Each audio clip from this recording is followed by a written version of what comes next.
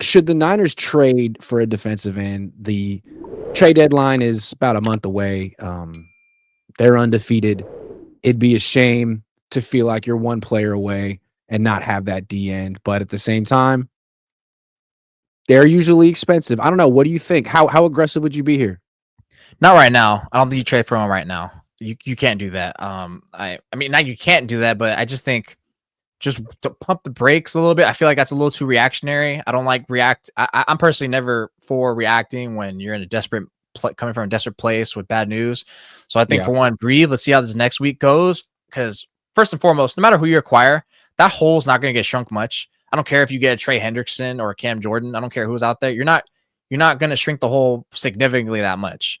And second of all, I just think let it play out. Wait till the deadline gets closer. Because it's about a month away, right? It's like October 20th or something like that, or November 9th, whatever the two cases maybe. It's usually like week 7, 8, right? 9, whatever in that frame. So I'd say about a month. You have a month to start gauging like how confident are we with this group, and then how many wins can we get? I think that's huge critical point to see where you're coming from. And then for now, not only that, you also get time to really scout the league to see, okay, what teams are starting to get out of it.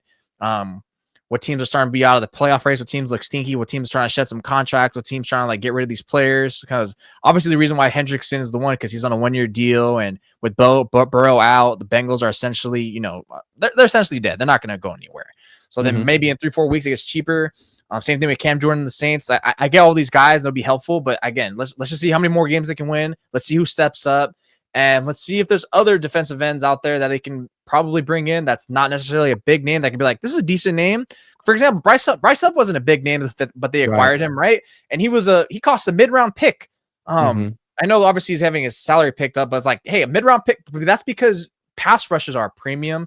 So if you're gonna get one of those guys, like you're definitely giving up a first. And I don't think I'm kind of tired of this all-in thing that you guys keep doing. I think this is the year. For anything, you kind of abstain until you see there actually are some options out there for you to take advantage of. But right now, do not do it. Closer it gets the deadline, you get to see who steps up. You get to see about how you can project your team better. And then if there's more options out there than these top-end studs who are going to cost you so much. Because right now, I don't know what names who can actually just be like for a measly 4th-round pick that can actually give you solid impact in the short term. I mean, we'll have a better idea in a few weeks. To your point, one team I'm looking at is the Giants. They kind of suck, and they have a good D-line. Yeah, so like the Niners traded for Chase Young a couple years ago, and he didn't work out. But the idea is like, why don't you trade for a rental, a guy who's not too expensive because he's on his rookie deal, and then you can figure out whether you want to re-sign him after the year or not. What about like Kayvon Thibodeau? They also have Burns. They have Abdul Carter. They have like an excess of edge rushers. They're awful as a team. He's in his 4th or 5th year. Like, if they don't want to bring him back, if they want to get a pick for him, maybe the Niners will be willing to trade for another rental. If they're really good. I mean, maybe you don't want to give up on this season or at least try to maximize it. Yeah, that's a good point. Yeah, I couldn't even think of that because someone not too expensive. Not Trey Hendrickson. That guy's super expensive.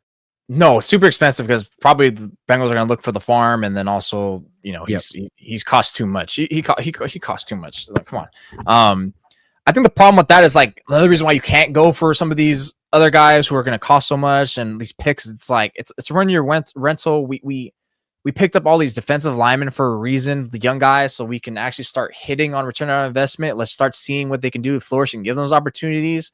So like you said, it has to be someone who's just for this year. That's not going to necessarily interrupt so much of what's needed of Michael Williams, Alfred Collins, CJ West in terms of their reps and snaps that they need. Because if you're bringing in someone like a Hendrickson, they're gonna need to play a lot, right? Because it's like, hey, we give all this to this guy. We're gonna not play him, right? And that could probably take away some adequate snaps from and growth from Michael Williams or other players.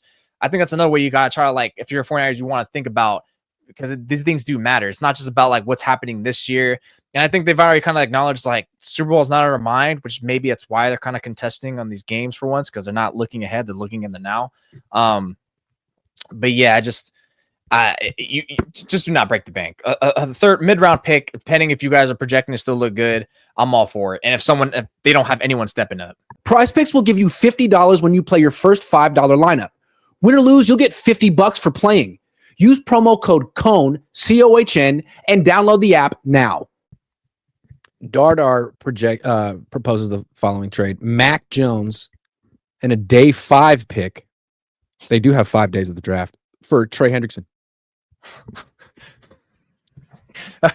Okay, the day 5 pick.